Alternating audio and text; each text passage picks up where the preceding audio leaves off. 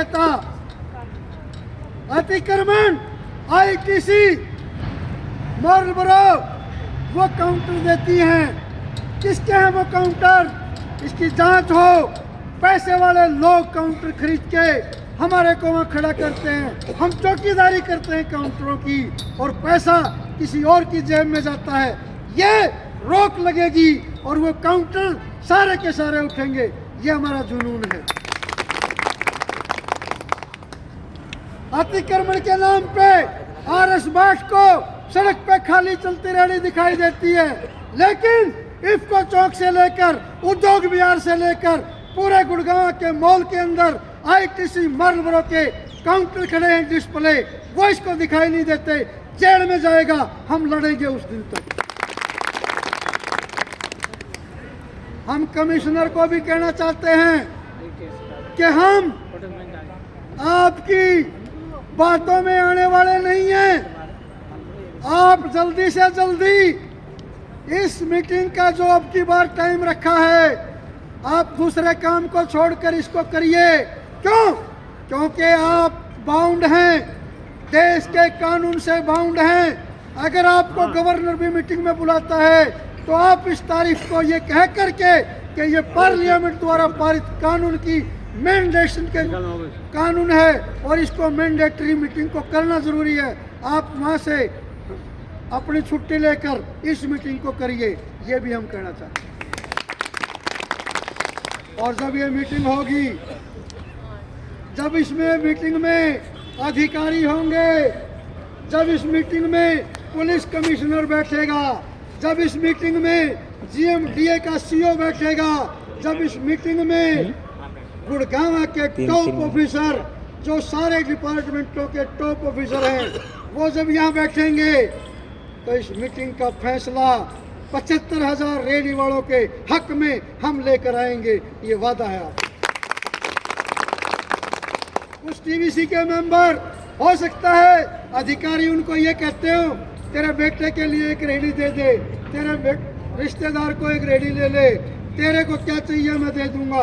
हम कहना चाहते हैं अगर हम टीवीसी मेंबर बनवाने के लिए 120 दिन का धरना लगा सकते हैं तो गद्दारी करने वाले टीवीसी मेंबर को हटाने के लिए जेल जाना पड़ा, हम पीछे नहीं हटेंगे। इसलिए टीवीसी मेंबरों को भी हम कहना चाहते हैं ये मीटिंग भर नहीं है, ये मीटिंग तय करेगी कि आप कितने ईमानदार हैं। ये मीटिंग तय करेगी आप जनता की बात को रखने का हक जब आपको मिला तो आपने वो हक अदा किया या गद्दारी की, ये मीटिंग तय करेगी। इसलिए साथियों, ये मीटिंग नहीं है, ये दो-धारी तलवार है, दोनों तरफ से काटेगी। अगर आपने ईमानदारी से अपना काम किया तो ये जुल्म और अपराध को, अत्याचार को काटेगी, और यदि आपने वहां पर अपने रिश्तेदार के नाम सीओवी बनवाने के लिए लापरवाही दिखाई तो ये आपको काटेगी, ये 70,000 रेडी वालों को काटेगी, जो कतई बर्दाश्त नहीं किया जा सकता। इसलिए इस तलवार से बचने के लिए आपको गरीबों की उस आवाज को सुनना होगा। जो गरीब लोग सैकड़ों किलोमीटर से चलकर, हजारों किलोमीटर से चलकर रात के अंधेरे में, मुझे मालूम है बिहार के उन गांव से निकलते हैं, अगर वो दिन में कपड़े पहनकर निकलेंगे तो गांव के भूमिहार उनको रोक लेते हैं और वो रात के अंधेरों में नंगे अपने गांव को छोड़कर कई किलोमीटर पैदल चलकर रेलों को पकड़कर दिल्ली आते हैं। उनके भीतर से जो जख्म है उनको सिलने का काम अगर आपने नहीं किया तो आपके भी लेबल लगेगा, वो गद्दारी का होगा।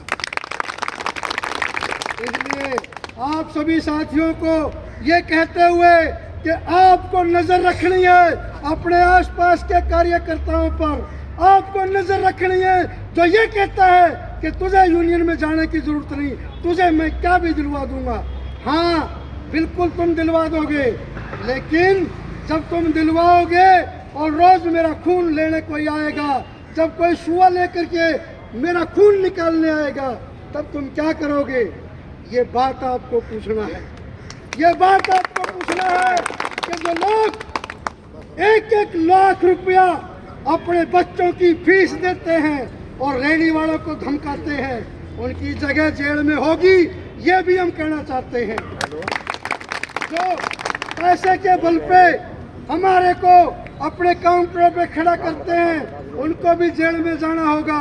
हरियाणा का न्यूनतम वेतन लागू करते हुए अगर उनको भी हमने जेल भेजना पड़ा तो हम करेंगे, भले ही वो आपके खिलाफ बात हो, आपको लगता हो। क्यों कि इंसानियत को खरीदा नहीं जा सकता, इंसानियत की बोली नहीं लगाई जा सकती। आप कौन होते हैं किसी इंसान को कम कीमत पे खरीद कर रेहड़ी देने के लिए? आज़ाद है वो, अगर वो आपकी रेहड़ी चला सकता है तो आप उसको आज़ाद करिए, हम उसको उसकी रेहड़ी, उसका हक दिलवाएंगे। मुझे मालूम है यहाँ से बिहार, पूर्वांचल, पता नहीं कहाँ कहाँ से कुछ ऐसे लोग भी आते हैं जो कह देते हैं अरे मुझे फला जानता है, मुझे फला जानता है। तो मैं कहना चाहता हूँ कि मैं किसी को नहीं जानता और कोई मुझे नहीं जानता, लेकिन इस देश का कानून और मेरा ईमान मुझे जानता है और उसकी कोई कीमत नहीं हो सकती, उसको कोई नहीं खरीद सकता।